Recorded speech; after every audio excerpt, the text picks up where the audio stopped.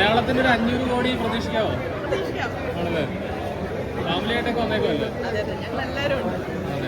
ട്രെയിലറൊക്കെ കണ്ട് ഭയങ്കര എക്സൈറ്റഡ് ആയിരുന്നു.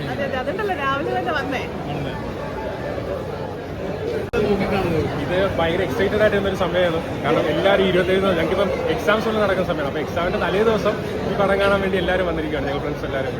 നമ്മുടെ മലയാള സിനിമയുടെ ചരിത്രം.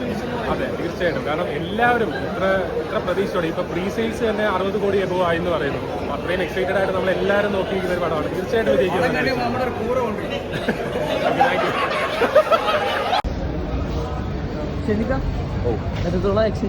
നല്ല എക്സൈറ്റ്മെന്റ് ആണ്. മോൻ പടം കാണുന്നില്ലേ?